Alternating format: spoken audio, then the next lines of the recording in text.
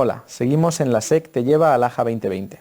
Vamos a comentar ahora el estudio HARP-MINOCA, en el cual se utilizó la combinación de OCT intracoronaria y resonancia magnética cardíaca para determinar la etiología de MINOCA en una población femenina.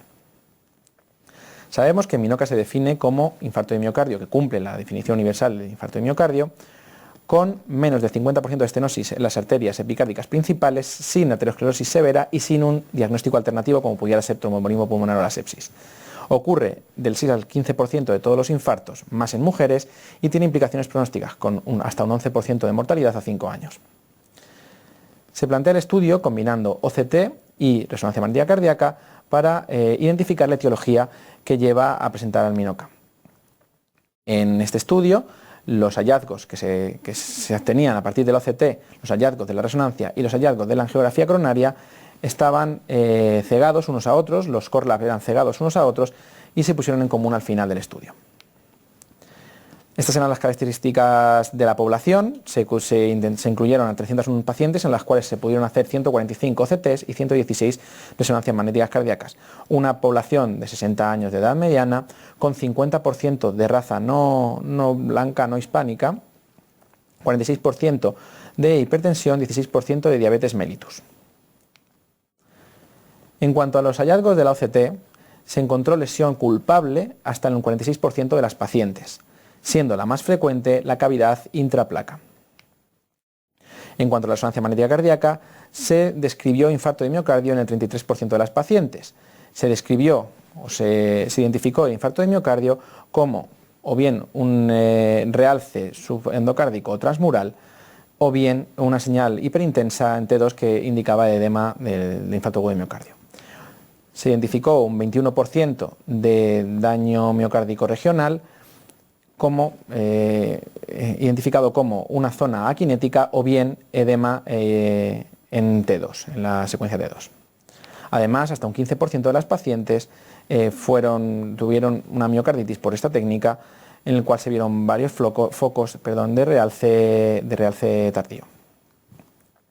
Hasta un 25% de las resonancias magnéticas cardíacas fueron reportadas como normales. Y en cuanto a la integración de la OCT y la resonancia magnética cardíaca, la integración nos llevó a identificar la causa del MINOCA hasta en el 85% de las pacientes, no identificando la causa en el 15% de ellas. En cuanto a las pacientes que tenían una lesión culpable por OCT, la resonancia magnética identificó infarto o daño regional en el 75% de las mismas. Sin embargo, en las pacientes que encontrábamos hallazgos isquémicos en la resonancia magnética cardíaca, hasta un 44% no tenían lesión culpable por OCT, con lo cual en estas pacientes se supuso que la etiología era espasmo coronario o un tromboembolismo, fenómenos tromboembólicos.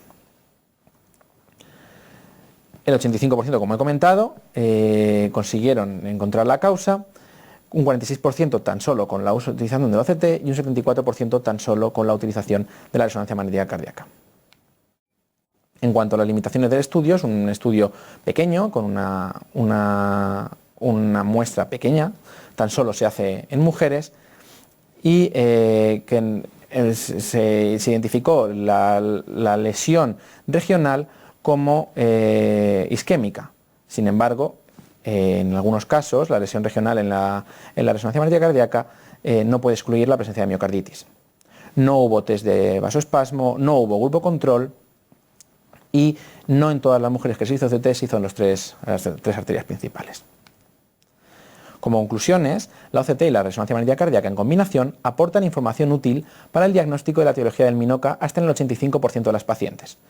Los hallazgos de la cardioresonancia magnética se correlacionan con los hallazgos de OCT, demostrando que lesiones no obstructivas frecuentemente causan un MINOCA. Los espasmos o fenómenos tromboembólicos frecuentemente causan eventos de daño miocárdico en pacientes en las que la OCT no identifica el vaso culpable. Los mecanismos del MINOCA en muchos casos son superponibles a los del infarto agudo de miocardio por aterosclerosis coronaria. Y estos hallazgos tienen importantes implicaciones clínicas, sobre todo en el tratamiento para la prevención secundaria. Y con esto quedaría resumido el estudio HARP-MINOCA. Seguimos en la SEC Te Lleva a la AJA 2020.